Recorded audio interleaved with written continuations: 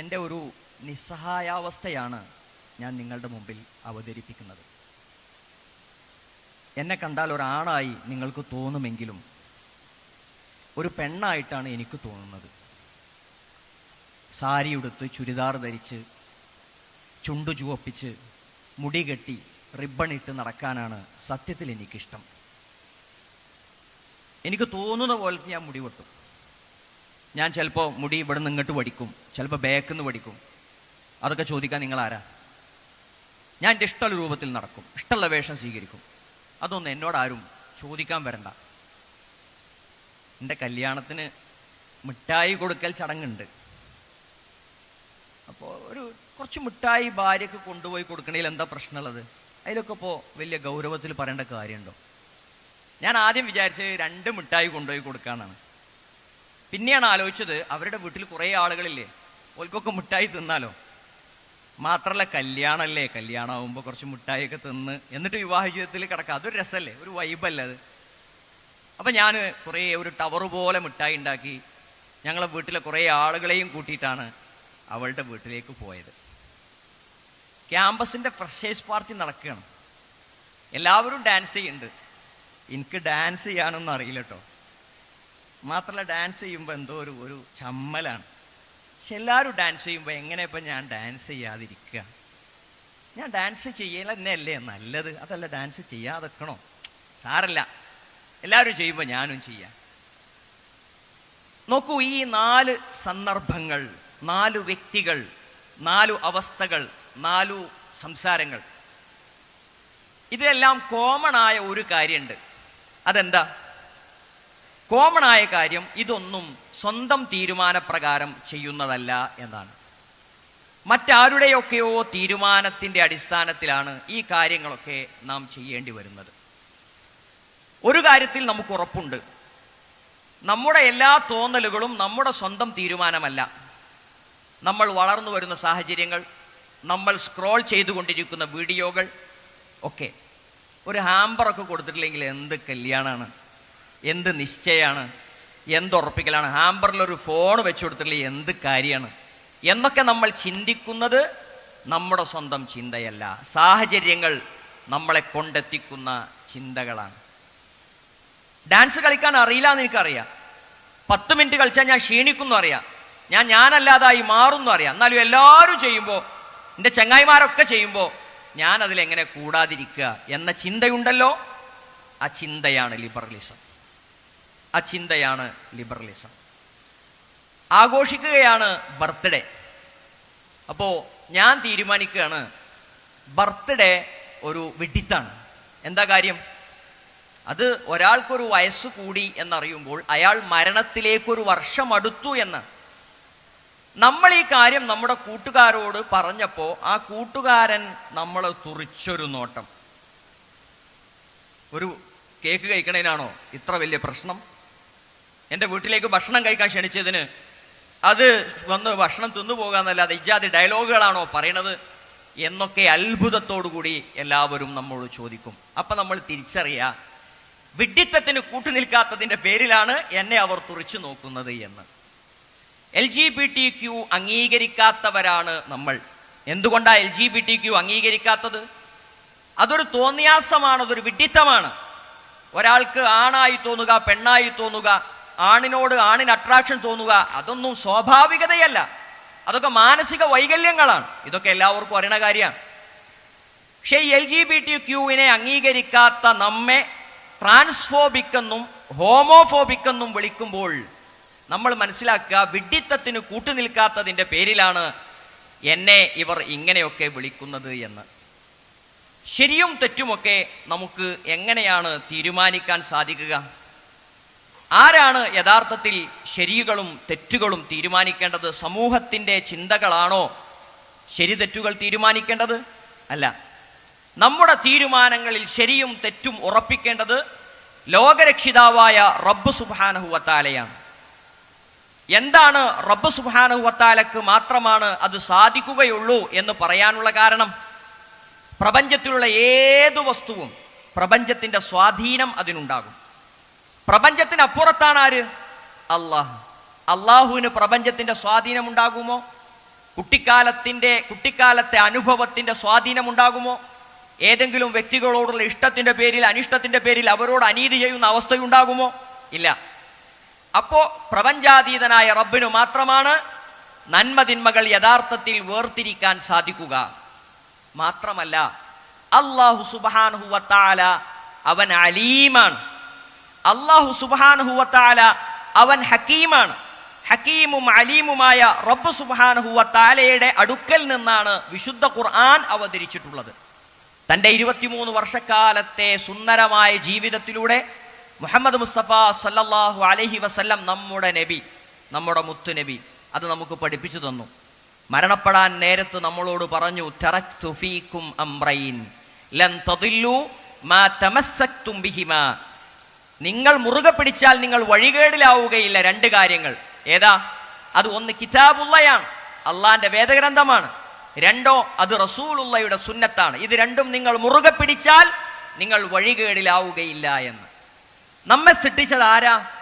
നമ്മുടെ റബ്ബ്. സൃഷ്ടിച്ച റബ്ബ് നമുക്ക് മാർഗദർശനം നൽകിയില്ല എന്ന് പറഞ്ഞാൽ അത് ശരിയാവോ? അത്യാധുനികമായ സർജറി സംവിധാനങ്ങൾ ഒരുക്കി ഒരു കമ്പനി, റോബോട്ടിക് മെഷീനുകൾ തയ്യാറാക്കി. പക്ഷേ അവർ അതിൻ്റെ മാനുവൽ പുറത്തിറക്കിയില്ല. മാത്രമല്ല അവരതൊരു ഡോക്ടർമാർക്കും ഇതെങ്ങനെയാണ് ചെയ്യുക എന്നും പഠിപ്പിച്ചു കൊടുത്തില്ല. അങ്ങനെയാണെങ്കിൽ അവർ ചെയ്തത് എന്തൊരു ക്രൂരതയാണ്! അത്ര ക്രൂരനല്ല നമ്മുടെ റബ്ബ്. ജീവിക്കാനുള്ള മാർഗദർശനം നമുക്ക് പഠിപ്പിച്ചു തന്നിട്ടുണ്ട് നമ്മുടെ റബ്ബ്. അള്ളാഹു പറഞ്ഞത് സ്വീകരിക്കലാണ് നമുക്ക് ഗുണം. നോക്കൂ, മാസ്റ്റർ ഭാഷൻ ചെയ്യാൻ പറ്റുമോ? ചില ആരോഗ്യ വിദഗ്ധർ പറയും അത് ഇടക്കിടക്കൊക്കെ നല്ലതാണ്. ചില ശാസ്ത്രീയ ലേഖനങ്ങൾ പറയും അത് എപ്പോഴെങ്കിലും ഒക്കെ ആയാൽ അത് ശരീരത്തിന് ഗുണമാണ്. അള്ള എന്തു പറയുന്നു? അള്ള പറയുന്നു അതിൻ്റെ അപ്പുറമുള്ളത്, അള്ള അനുവദിച്ചതിൻ്റെ അപ്പുറമുള്ളത് ചെയ്യുന്നവർ അവർ അക്രമികളാണ്. വിവാഹത്തിലൂടെ സ്വന്തം ഇണയിൽ നിന്ന് മാത്രമാണ് ലൈംഗിക സുഖം ആസ്വദിക്കാൻ പാടുള്ളൂ. അല്ലാത്തത് സ്വീകരിക്കുന്നത് അക്രമമാണ്.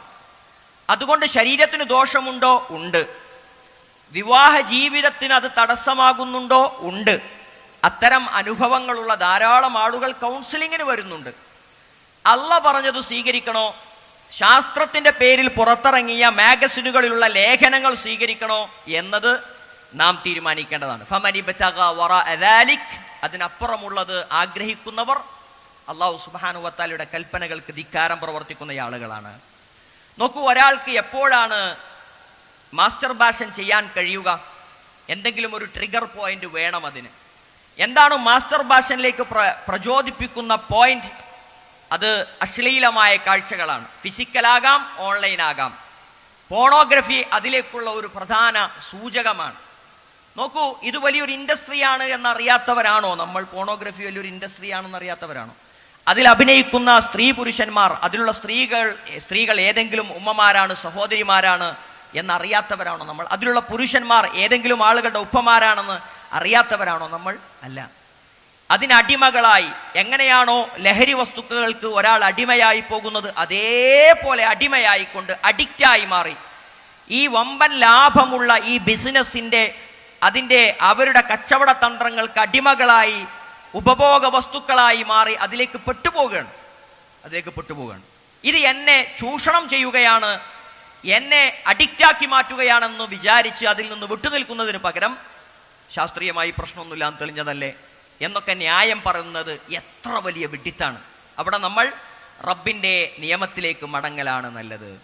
റസൂലുള്ളാഹി സ്വല്ലല്ലാഹി അലൈഹി വസല്ലമയുടെ അരികിൽ ഒരു ആൾ വന്ന് ചോദിച്ചു, റസൂലേ, എനിക്ക് വ്യഭിചാരത്തിന് അനുവാദം നൽകണം. എൻ്റെ ലൈംഗികത അടക്കി വെക്കാൻ എനിക്ക് കഴിയില്ല, എനിക്ക് വ്യഭിചാരത്തിന് അനുവാദം നൽകണം. നബി സല്ലല്ലാഹു അലൈഹി വസല്ലം അത് കേട്ടപ്പോൾ സഹാബത്ത്, അവിടെയുള്ള ആളുകൾക്ക് ദേഷ്യം വന്നു. അവർ ഒച്ചണ്ടാക്കി, അയാളെ എതിർക്കാൻ തുനിഞ്ഞു. അടക്കിയിരുത്തി റസൂൽ. എന്നിട്ട് നബി സല്ലല്ലാഹു അലൈഹി വസല്ലം ചോദിച്ചു, അതുഹിബ്ബുഹു ലി ഉമ്മിക്, നിന്റെ ഉമ്മയുമായി നീ അത് ചെയ്യുമോ? അഫതുഹിബ്ബുഹു ലി ഇബ്നതിക്, മകളുമായി ചെയ്യുമോ നീ? അഫതുഹിബ്ബുഹു ലി ഉഖ്തിക്, പെങ്ങളുമായി? നിന്റെ അമ്മത്തുമായി, നിന്റെ ഉപ്പയുടെ സഹോദരിയുമായി, നിന്റെ ഉമ്മയുടെ സഹോദരിയുമായി, ഏട്ടത്തി അനിയത്തി, നിന്റെ എളാമ, നിന്റെ മൂത്തമ്മ, നിന്റെ അമ്മായി, അവരുമായൊക്കെ നീ ഇത് ചെയ്യുമോ എന്ന് ചോദിച്ചപ്പോൾ അദ്ദേഹം പറഞ്ഞത്, ഇല്ല, ഞാൻ ചെയ്യൂല. മാത്രമല്ല ആരും അത് ചെയ്യൂലല്ലോ റസൂലേ. എന്ന് മറുപടി പറഞ്ഞപ്പോൾ നബി സല്ലല്ലാഹു അലൈഹി വസല്ലം അയാൾക്ക് വേണ്ടി പ്രാർത്ഥിച്ചു. അതിനുശേഷം അദ്ദേഹത്തിന് ആ ചിന്തകൾ ഉണ്ടായില്ല, അത്തരമൊരു വഴിയിലേക്ക് അയാൾ പോയില്ല എന്നാണ്. നോക്കൂ, അശ്ലീല കാഴ്ചകൾ കാണാൻ തുനിയും മുമ്പ് നമ്മുടെ മനസ്സിലുണ്ടാവേണ്ട ചോദ്യം ഇതാരുടെയോ ഉപ്പയാണ്, ഇതാരുടെയോ ഉമ്മയാണ്, ആരുടെയോ സഹോദരിയാണ്, ആരുടെയോ സഹോദരനാണ്. എൻ്റെ സഹോദരിയെ ആ രൂപത്തിൽ കാണുന്നത് ഞാൻ ഇഷ്ടപ്പെടുന്നില്ലല്ലോ, അവളുടെ ഈ നഗ്ന കാഴ്ചകൾ ഞാൻ കാണുകയില്ലല്ലോ, അതുകൊണ്ട് പിന്നെ എങ്ങനെ എനിക്കിത് കാണാൻ കഴിയുമെന്നാണ് ആലോചിക്കേണ്ടത്. അല്ലാതെ അത് ശാസ്ത്രീയമായി അങ്ങനെയാണല്ലോ ഇങ്ങനെയാണല്ലോ എന്നൊക്കെ ന്യായം പറയാതെ അതിൻ്റെ യാഥാർത്ഥ്യ ബോധത്തിലേക്ക് വരികയാണ് നാം ചെയ്യേണ്ടത്. എന്താണ് ലിബറലിസത്തിൻ്റെ പര്യവസാനം? എൻ്റെ മുടി ഞാൻ ഇങ്ങനെയാണ് വെട്ടുക, ശരി. അടുത്ത പോയിന്റ് എന്താ? ഞാൻ എനിക്കിഷ്ടമുള്ള വസ്ത്രം ധരിക്കും. അപ്പോൾ കീറിയ പാൻറ്റുകൾ ധരിച്ചു തുടങ്ങും, പിന്നീട് നീളമില്ലാത്ത ട്രൗസറുകൾ ധരിച്ചു തുടങ്ങും. പിന്നീട് ചിന്തിക്കുക, എന്തിന് ട്രൗസർ ധരിക്കണം? എന്തുകൊണ്ട് നഗ്നനായിക്കൂടാ? എന്തുകൊണ്ട് അങ്ങാടിയിലൂടെ സമ്പൂർണ്ണ നഗ്നനായി നടന്നുകൂടാ? ഇല്ല എന്ന് പറയോ നിങ്ങൾ? ഇല്ലല്ലോ. അങ്ങാടികളിലൂടെ, ട്രെയിനുകളിലൂടെ, പാർക്കുകളിലൂടെ, സമ്മേളന നഗരികളിൽ കൂടെ പൂർണ്ണ നഗ്നരായി നടക്കുന്ന വിവിധ രാജ്യങ്ങളില്ലേ? തോന്നിയാസമല്ലേ ഇത്? വൃത്തികേടല്ലേ ഇത്? ആ വൃത്തികേടും തോന്നിയാസൊന്നും ചെയ്യുമ്പോൾ മനസ്സിലൊന്നും തോന്നാതിരിക്കാൻ, അതൊക്കെ നോർമലായ കാര്യമായി തോന്നാൻ അവിടേക്ക് ലിബറലിസം നമ്മെ കൊണ്ടെത്തിക്കും. നോക്കൂ, ഇതിന്റെ അനന്തര ഫലങ്ങൾ എത്ര നീചമായ അവസ്ഥയിലേക്കാണ് മനുഷ്യനെത്തിക്കുക. LGBTQ പൊളിറ്റിക്സിന്റെ പേരിൽ ഗേ ആണ് ഞാൻ, ലെസ്ബിയനാണ് ഞാൻ എന്നൊക്കെ വലിയ വർത്തമാനങ്ങൾ പറയുന്ന ആളുകളുണ്ട്. എന്താ ഗേ അനുരാഗികളോട് മങ്കി പോക്സ് പടർന്നു പിടിച്ചപ്പോൾ WHO ഗൈഡ് ലൈനിൽ പറഞ്ഞത്? പരിപാടി നിർത്തിക്കോളി, അപകടമാണ് എന്നാണ്. ലോകത്തുള്ള മനുഷ്യന്മാരിലെ 1% ആളുകൾ മാത്രമാണ് സ്വവർഗാനുരാഗികൾ. പക്ഷേ ലോകത്തുള്ള 70%-ത്തിലധികം ലൈംഗിക രോഗങ്ങളും ഈ 1%-ത്തിലാണ്. സ്വകാര്യണ്ട്. ഇവർക്ക് ഗേ അനുരാഗികൾക്ക് സ്വന്തം മലം പിടിച്ചു വെക്കാൻ കഴിയുന്ന ഓപ്ഷൻ ഇല്ല, അത് നഷ്ടപ്പെടും കുറച്ചു കാലം കഴിയുമ്പോൾ. എന്നിട്ട് അവർ അങ്ങാടികളിലൂടെ നടക്കുന്നത് അഡൽട്ട് ഡയാപ്പർ ഇട്ടുകൊണ്ടാണ്. അങ്ങാടിയിൽ വെച്ച് പോയാൽ പ്രശ്നമല്ലേ എന്ന് വിചാരിച്ച് അഡൽട്ട് ഡയാപ്പർ ഇട്ടാണ് നടക്കുന്നത്. അതൊരു പരസ്യമായി പറയില്ല. ഞാൻ ലെസ്ബിയനാണ്, എനിക്കൊരു പെണ്ണിനോടാണ് താല്പര്യം എന്ന് വലിയ വായിൽ വർത്തമാനം പറയുന്ന സ്ത്രീകൾ ഇനി ഇങ്ങനെ എന്തെങ്കിലുമൊക്കെ പ്രശ്നം ശാസ്ത്രം കണ്ടെത്തി ഇവരിത് പറഞ്ഞ് പുറത്തു പറഞ്ഞ് അതിന് ശേഷം ഞാൻ നിർത്തിക്കോളാന്ന് വിചാരിക്കണ്ട. അള്ള പറഞ്ഞ വാക്ക് കേൾക്കലാണ് നമുക്ക് ഭൗതിക ലോകത്ത് ഗുണം, ആത്മീയ ലോകത്ത് ഗുണം. ലിബറലിസം മനുഷ്യനെ മനുഷ്യനല്ലാതാക്കുന്നു എന്ന് നാം തിരിച്ചറിയണം. മനുഷ്യന്റെ ക്വാളിറ്റികളെല്ലാം ഊരിയെടുക്കുകയാണ് ലിബറലിസം. മനുഷ്യനൊരു ഐഡന്റിറ്റി ഉണ്ട്. അവൻ ആണെന്ന ഐഡന്റിറ്റി, പെണ്ണെന്ന ഐഡന്റിറ്റി, അങ്ങനെ ആണ് പെണ്ണ് എന്നൊന്നില്ല എന്ന് പറഞ്ഞ് ഐഡന്റിറ്റി ഇല്ലാതാക്കുകയാണ്. അള്ള പറഞ്ഞതോ ആണും പെണ്ണും ഒരുപോലെയല്ലാന്ന്, ആണും പെണ്ണും തുല്യരാണെന്ന് പറഞ്ഞ് ഐഡന്റിറ്റിയെ ഇല്ലാതാക്കുന്നു. വസ്ത്രം നമ്മുടെ ശരീരത്തിൽ നിന്ന് ഊരിയെടുക്കുന്നു.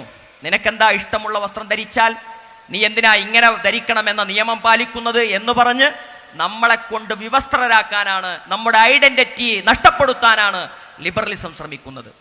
എന്തും നിനക്ക് സംസാരിക്കാം, വായക്ക് നിയന്ത്രണമൊന്നും വേണ്ട, തെറി പറയാം, നുണ പറയാം, ആക്ഷേപങ്ങൾ ഉന്നയിക്കാം, ദ്വയാർത്ഥ പ്രയോഗങ്ങൾ നടത്താം, അതൊന്നും നീ നോക്കണ്ട എന്ന് പറഞ്ഞ് എന്തും പറയാനുള്ള ലൈസൻസ് നൽകി സെൻസർഷിപ്പ് ഇല്ലാതെ എഴുതാനും ഉറക്കെ സംസാരിക്കാനുമുള്ള അനുവാദം കൊടുക്കുന്നു ലിബറലിസം. ഒരു ലിബറലും ഞാനൊരു ലിബറലാണ്, ലിബറൽ ആശയക്കാരനാണെന്ന് നെറ്റിയിൽ എഴുതി വെച്ചുകൊണ്ടല്ല നമ്മുടെ മുമ്പിൽ വരിക. അതിനെന്താ കുഴപ്പം? അങ്ങനെ ചെയ്താൽ എന്താ?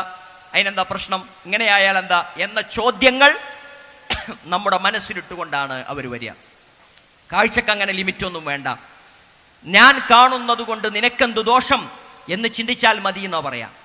ഞാൻ കണ്ടാൽ വേറെ ആർക്കെങ്കിലും ഉപദ്രവം ഉണ്ടാവോ? ഞാൻ നോക്കിക്കൊണ്ട് വേറെ ആർക്കെങ്കിലും ബുദ്ധിമുട്ടുണ്ടാവോ? ഹാം പ്രിൻസിപ്പിൾ പറഞ്ഞുകൊണ്ട് എന്ത് തോന്നിയാസവും കാണാൻ നമ്മളെ പ്രചോദിപ്പിക്കുന്ന ആശയമായി മനുഷ്യനെ മനുഷ്യനല്ലാതാക്കി മാറ്റുന്ന ഈ ആശയത്തെ തിരിച്ചറിഞ്ഞ് അതിനെതിരെ ശക്തമായി പോരടിക്കാൻ, സമരം ചെയ്യാൻ ഇവിടെ കൂടിയിട്ടുള്ള വിദ്യാർത്ഥികൾ തയ്യാറാണ്.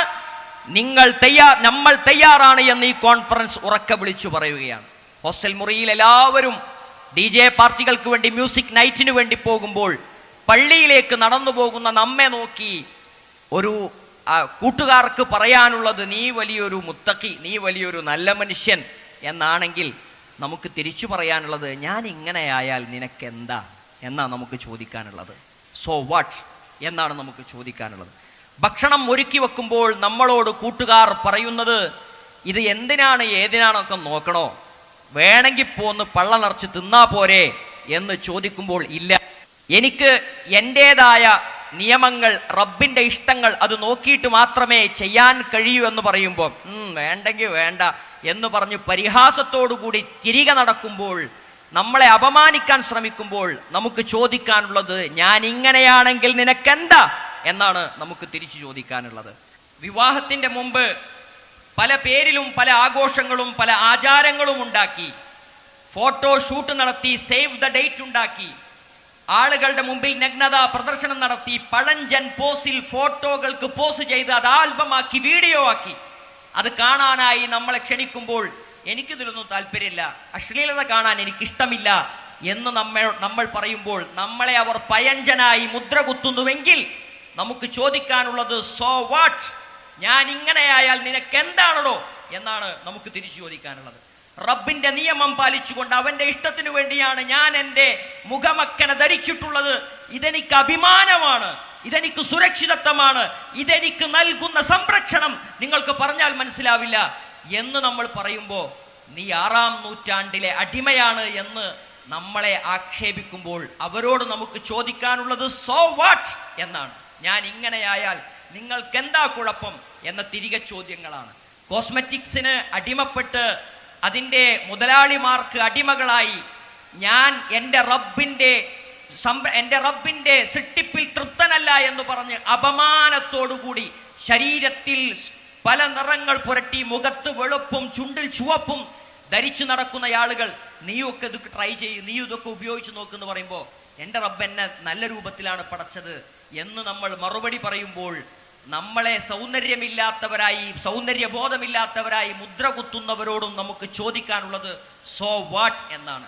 ട്രെൻഡിന്റെ പേരിൽ, ഫാഷന്റെ പേരിൽ വിവിധ വേഷങ്ങളും വിവിധ രൂപങ്ങളും സ്വീകരിച്ച് അങ്ങാടികളിലും വീടുകളിലും സ്കൂളുകളിലും കോളേജുകളിലും വിവിധ ആഘോഷങ്ങൾ നടപ്പിലാക്കുമ്പോൾ ഈ ആവശ്യങ്ങൾക്ക് മാത്രമാണ് എന്നെ കിട്ടുക, അനാവശ്യങ്ങൾക്ക് എന്നെ കിട്ടുകയില്ല എന്ന് പറയുമ്പോൾ സാമൂഹ്യ സേവന രംഗത്ത് മികച്ച പ്രകടനം കാഴ്ചവെച്ച നമ്മളെ സമൂഹത്തിൽ നിന്ന് അകന്നു നിൽക്കുന്നവരായി ചിത്രീകരിക്കുമ്പോഴും നമുക്ക് ചോദിക്കാനുള്ളത് ഞങ്ങൾ ഇങ്ങനെയായാൽ നിങ്ങൾക്ക് എന്താണ് എന്നാണ്. ഈ ജീവിതം നമ്മെ സംബന്ധിച്ചിടത്തോളം നശ്വരമാണെന്നും നശ്വരമായ ജീവിതത്തിനപ്പുറത്ത് വിശാലമായ ഒരു പരലോകമുണ്ടെന്നും അവിടെ സന്തോഷകരമായ ജീവിതമുണ്ടെന്നും അവിടെ നമുക്ക് ഉപകാരപ്പെടുക എൻ്റെ റബ്ബിന്റെ ഇഷ്ടങ്ങളാണ്, എൻ്റെ ഇഷ്ടങ്ങളല്ല എന്ന തിരിച്ചറിവോടുകൂടി നമുക്ക് ജീവിക്കാം.